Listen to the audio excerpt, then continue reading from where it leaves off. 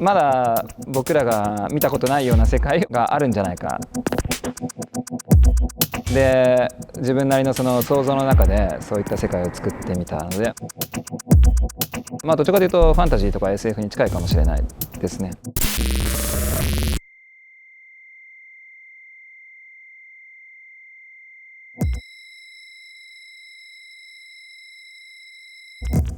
梅田博明です。振付家ダンサービジュアルアーティストとして活動をしています。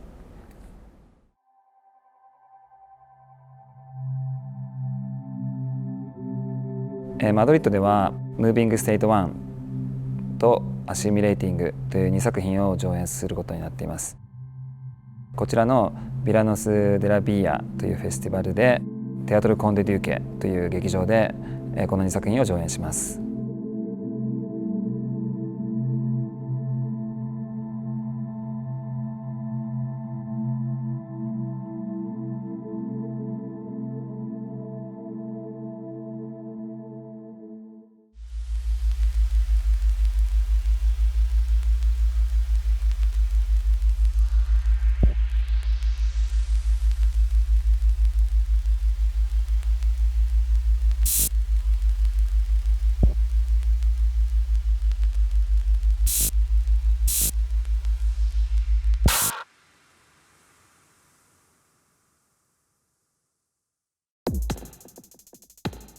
こちらに来てからまず体をアジャストすることに少し時間を取られてますけども、同時に今回ここで上演するにあたりもう一段階やっぱり作品の質を上げたいと思ってまして、僕のそのダンスのトレーニングでは、体を脱力するっていうことが一つ重要な技術になってまして、脱力の技術っていうのは常にやらないと体が硬くなってしまうので、ここに来てから特に飛行機乗った後などは体が硬くなってしまうので、改めて丁寧に体を脱力するっていうことをやっています。ビヘイビアデザインという言葉は最近僕が使うようになりました。で、それは振り付けという言葉よりも、僕がやろうとしていることがより自由になるんじゃないかと思ってこの言葉を使うようにしました。そのダンサーの動きの、形であったりとか、その具体的なダンスそのものというよりかは、彼女たちが持っている体が、どういう態度で動くことによってどういう動きが出てくるかっていう、その態度の方を僕はダンサーとコミュニケーションするようにしております。だからその態度の方を僕は、振り付けといいますか、そこに対して僕はアクセスするようにしていまして、それによって出てくるものを作品の中で扱っていくということになっております。ただ自分が人の体を扱っていくときに、そのダンスっていう観点よりかも、その一つのある種の生物だったりだとか、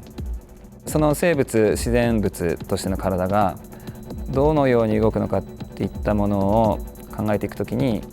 そのダンサーたち、それが一つの自然物なんですけども、ダンサーの体っていうのが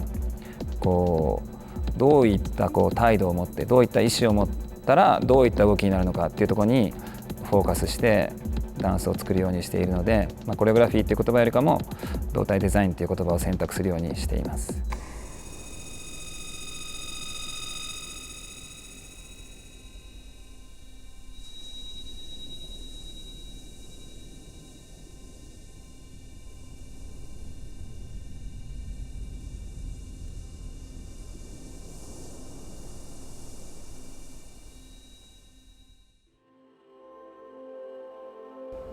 ムービングステート1ではそのダンサー一人一人が定義されない、まだ未定義な生物や生き物と扱っております。で、僕にとってその生物って、僕ら人間も含めてそれは自然現象なんですけども、音楽はその僕の中の想像でありますけども、ダンサーたちがその未定義な生物としてあるんですけども、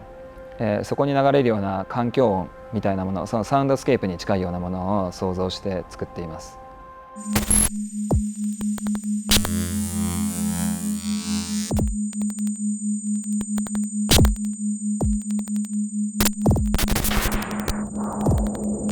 基本的には僕はすごく抽象的な世界に魅力を感じます。で、それは僕の物事に対する見方がすごく反映されていると思っていまして、何かその現象のその背後にあるものに僕はすごく興味を持っています。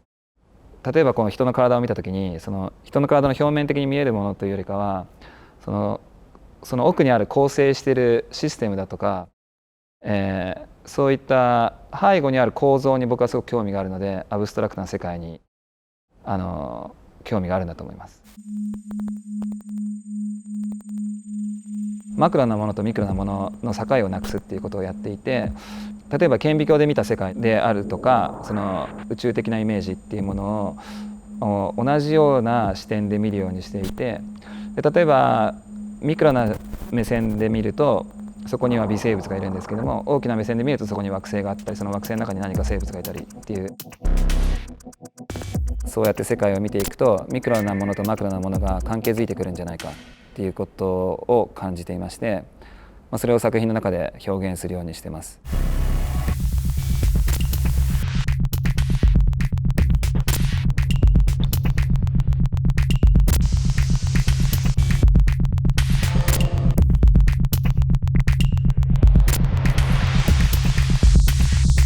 アシミュレーティングではビデオプロジェクションと、サウンドコンポジションと僕のダンスがあって、プラス少しもうちょっとリアルタイムなテクノロジーも使っています。基本的には、全ての作品の要素を同時に考えるようにしてますけども、ソロの場合は具体的な作業として音楽を先に作りますね。ここではより動きの世界にもっとフォーカスしていて、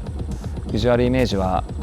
パーティクルのイメージを使ってますが、より動きに対して原理的なもの、そういった要素を映像の中に入れています。でなので、もうちょっとそのイマジネーションというよりか、もっとそこにあるよりフィジカルな現象として作品を作っています。ソロの場合は作るのがとてもやりやすいで、自分の部屋にこもってパソコンの前に座ってたまに踊ったり音楽作ったりとかって、そういうなんていうんですか、スモールスケールですごく作れるような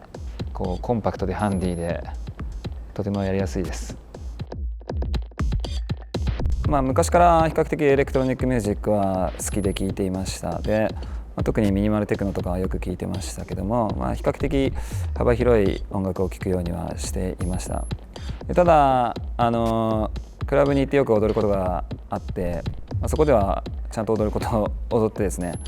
比較的そこで自分の踊りを練習してたということはあります。僕が小さい時というか10代の時は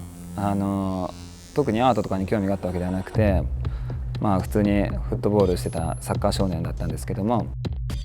18ぐらいから何かアートをしたいって結構強く思うようになりました。で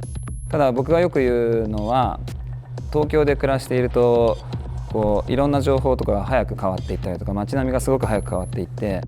自分がどういうものを信じて生きていいか分からなくなるっていうことをすごく感じていて、おそらくその何を信じて生きていいか分からなくなった時に、何か信じられるものを自分の中で作っていきたいと思って、多分アートを始めたんじゃないかなと今振り返ると思います。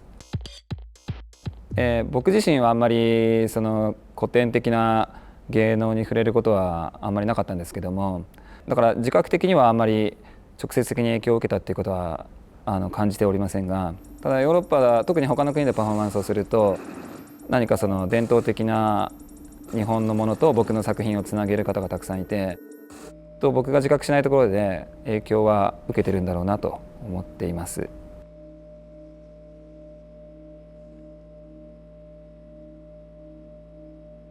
たくさんのいろんなアーティストに影響はされてきましたけども、日本でももちろん素晴らしいアーティストはたくさんいました。そうですね、例えば僕が好きだったのは写真家の森山大道っていう方がいたんですけども、僕は写真を勉強してたのでその森山大道さんの写真が好きで、きっとビジュアル的な、感覚はそういった人に影響を受けてると思います。あと音楽は、例えば日本では池田良二さんだったりだとか、そういった優れたエレクトロニックミュージシャンがたくさんいたので、そういった方々の音楽をたくさん聴いてきました。写真を撮る時っていうのは必ずその環境から一個自分は外側にいないといけないんですけども、僕はそれをやっていてすごくフラストレーションを感じて寂しい気持ちになったので、僕がその作品を例えば写真を撮る時っていうのはここにすごく魅力的なそこに現象が起こってるわけですよね。それを写真で撮るんですけども、僕はその中に入りたいと思ったのでライブパフォーマンスをすることになったんだと思っています。海外でパフォーマンスすることは多いですが、ただいろんな国に行くことが多かったので、やっぱ国ごとにいろいろ違いがあります。日本と比較すると、例えばお客さんの反応の仕方とかはやっぱり他の国で上演すると全然違いますし、特にスペインで公演するとお客さんもっとダイレクトに僕に感想を言ってくれたりだとか、上演中の雰囲気もやっぱり全然違うように思っております。いろんなフェスティバルや、いろんなアーティストと会うことがありまして、やっぱりそこで特に若い時は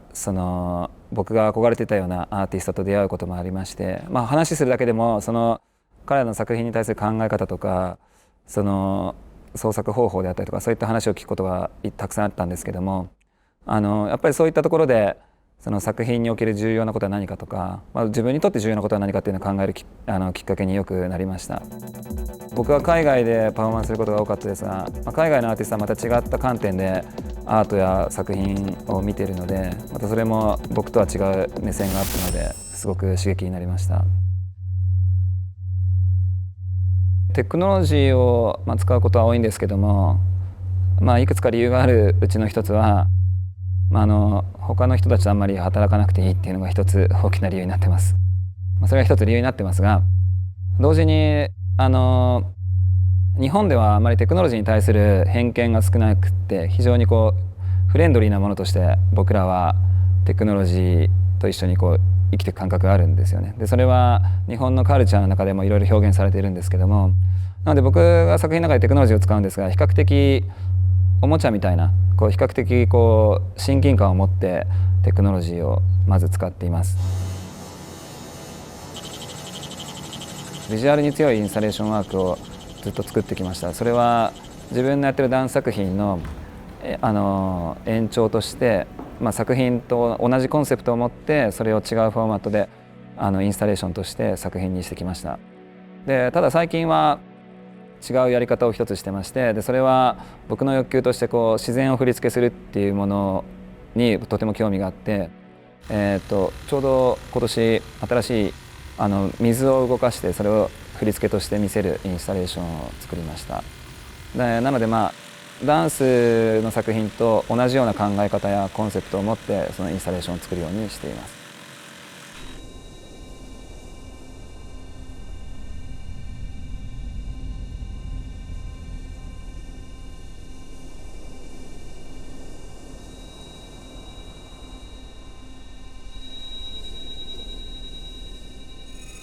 僕のパフォーマンスでは具体的なメッセージだったりとかストーリーとか意味があるわけではなくて、そこに現象を引き起こすだけっていうことをしております。だから具体的に何かを持って帰ってもらうっていうことよりかは、そこで起こった現象にいていただいてですね、そこでやっぱり体が感じるものがあると思いますんで、そこで感じたものをただ持って帰っていただきたいと思います。でただ何かを感じていった先にその皆さんの感じたものが何か皆さんの日常や生き方につながる何かいい影響になればいいなと思っています。